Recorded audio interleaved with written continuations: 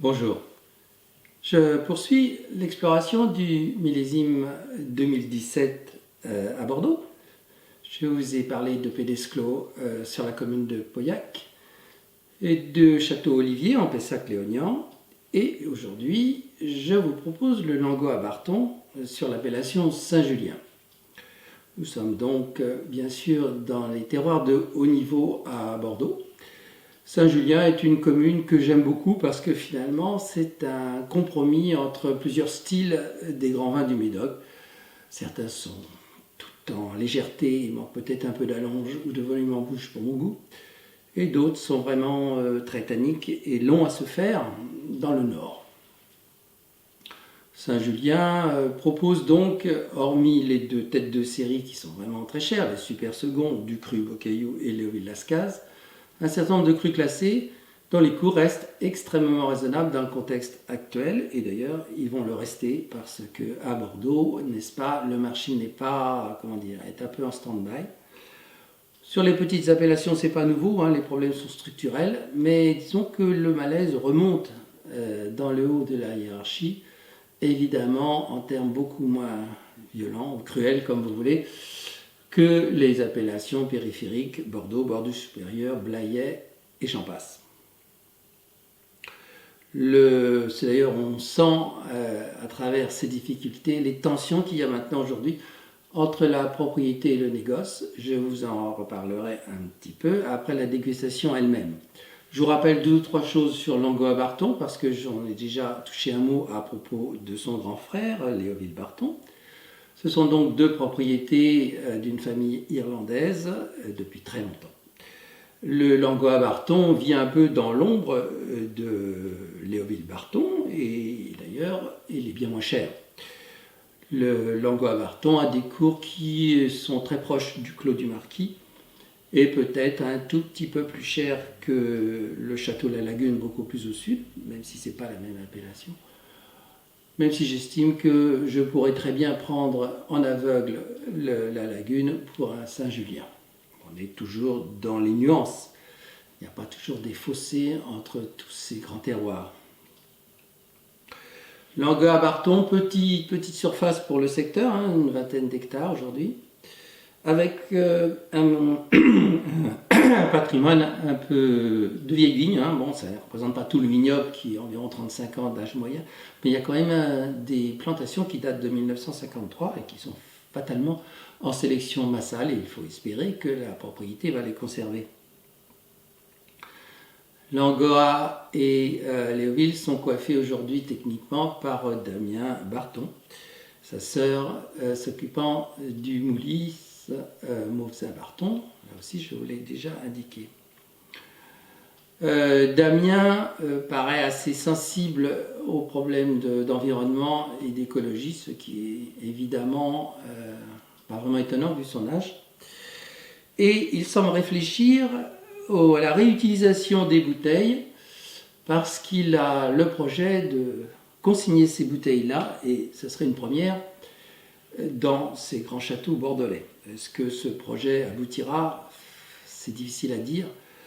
Disons que, comme j'en ai fait allusion dans une autre vidéo, il faudrait peut-être mieux commencer par des bouteilles dont la diffusion est bien plus importante avant de se lancer sur ces crus qui, bien sûr, en termes d'unité, ne représentent rien du tout dans les productions de verre aujourd'hui. Nous verrons ça. Je vous rappelle d'ailleurs qu'il y a bien longtemps, les bouteilles bordelaises, classiques comme ça, avaient deux qualités. Il y a là le culot qui est très profond, avec un verre épais, qui était traditionnellement réservé au Grand Bordeaux, alors que les petits avaient un verre beaucoup plus mince et un culot moins marqué. D'ailleurs, on a retravaillé là-dessus et on s'est aperçu qu'on pouvait utiliser beaucoup moins de verre sans créer plus de risques de casse. L'encépagement à Langot à Barton, on a une bonne moitié de Cabernet Sauvignon, un tiers de Merlot et le reste en Cabernet Franc. En 2017, malgré les gelées printanières, ils ont pu faire un assemblage qui reflète assez le vignoble, j'en déduis. Donc, si gelées il y a eu, elles ont été limitées, probablement grâce à la proximité du fleuve. Donc, c'était quand même un atout pour un millésime par ailleurs un peu compliqué. 2017, le vin a 8 ans. Sera-t-il à son apogée? Peut-être pas, c'est à mon avis non d'ailleurs. On va voir ça.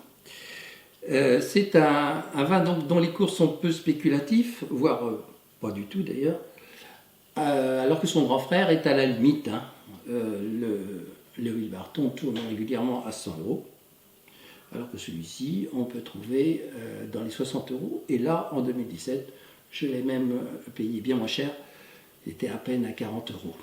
Il faut dire que lorsque le 2017 est sorti, si vous voulez, Bordeaux a boudé de manière peut-être un peu excessive ce millésime, donc du coup, des cours de sortie très intéressants, et l'erreur aurait été de les acheter en primeur.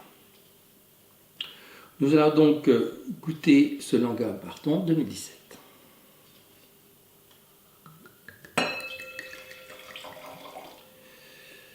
La robe est trouble. La robe commence juste à se tuiler. Note très marquée de violette, de réglisse, de rouge, de mûr. Et vous voyez, j'ai même pas encore agité le verre que je sens tout ça. C'est des nez extrêmement intenses.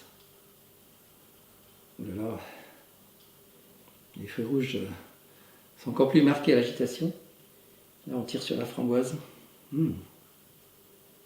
Très joli nez, grande finesse.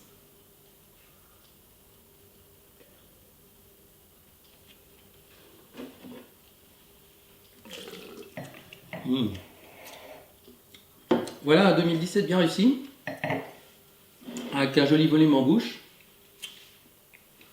Les tanins n'ont pas atteint leur finesse maximum. Hein. Probablement qu'il va falloir encore attendre un an ou deux.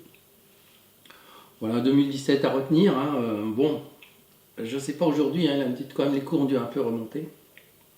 Voilà, alors après, ce que j'aimerais beaucoup, c'est goûter en parallèle le Clos du Marquis, qui peut-être, c'est un peu plus corsé, mais ça, c'est une hypothèse.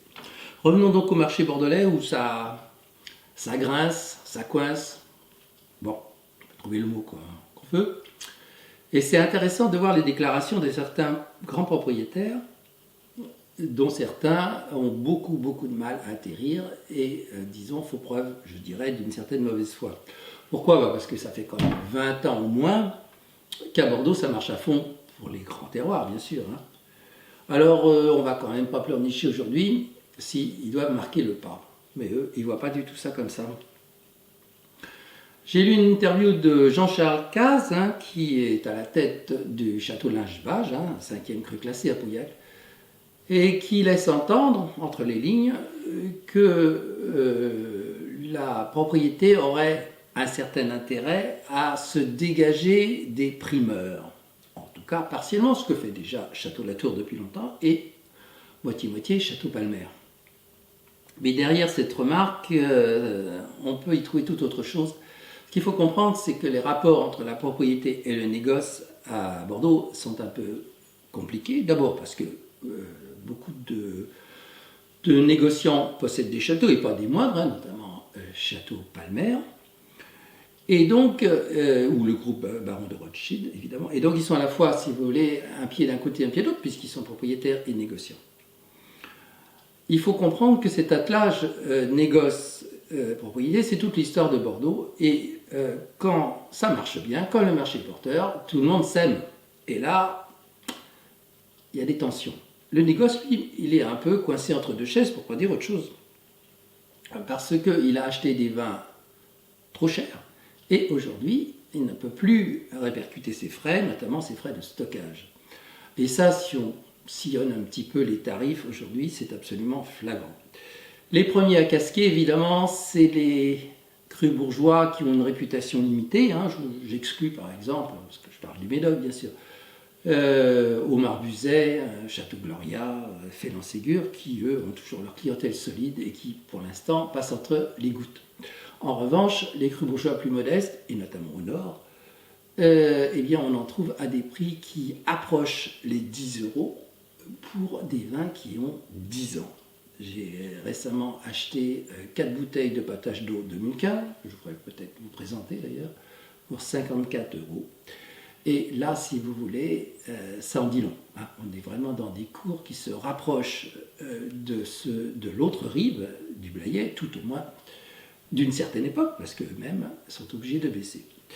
Donc la crise à Bordeaux, eh ben, elle n'est pas terminée et on ne sait pas jusqu'où elle ira. Évidemment, il y a des éléments extérieurs, vous les connaissez, hein, les taxes Trump, le marché chinois qui se replie, etc.